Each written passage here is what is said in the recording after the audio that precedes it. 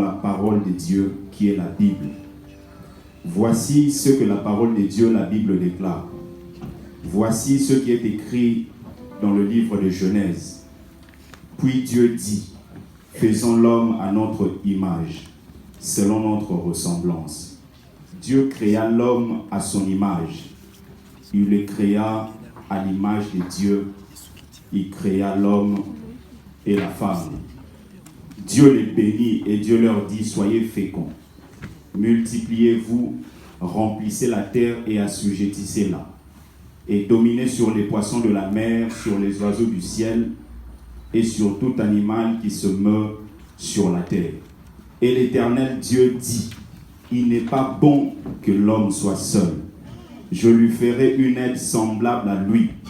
Alors l'Éternel Dieu fit tomber un profond sommeil sur l'homme qui s'endormit. Il prit une de ses côtes et referma la chair à sa place. L'Éternel Dieu forma une femme de la côte qu'il avait prise de l'homme, et il amena vers l'homme, et l'homme dit, voici, cette fois celle qui est os de mes os et chair de ma chair. On l'appellera femme, parce qu'elle a été prise de l'homme. Et le roi sage dira dans le livre de Proverbes que car deux valent mieux qu'un, parce qu'ils retirent un bon salaire de leur travail.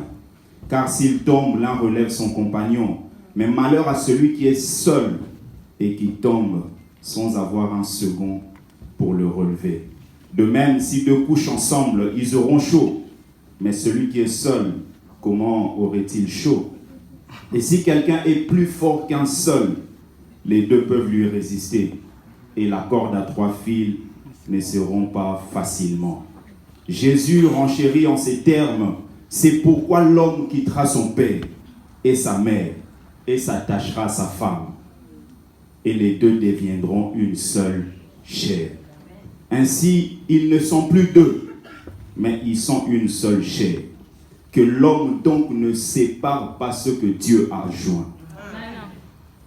Paul ajoute, femme, que chacune soit soumise à son mari, comme au Seigneur, car le mari est le chef de la femme, comme Christ est le chef de l'Église, qui est son corps et dont il est le sauveur.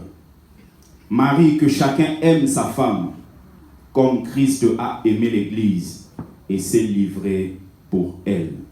C'est ainsi que le mari doit aimer sa femme comme son propre corps.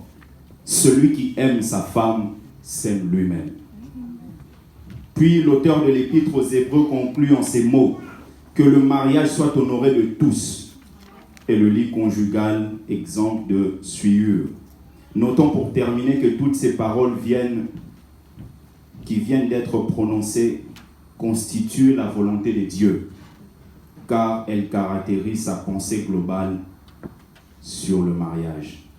Que Dieu bénisse son peuple et que Dieu bénisse ce mariage. Amen. Est-ce qu'on peut applaudir?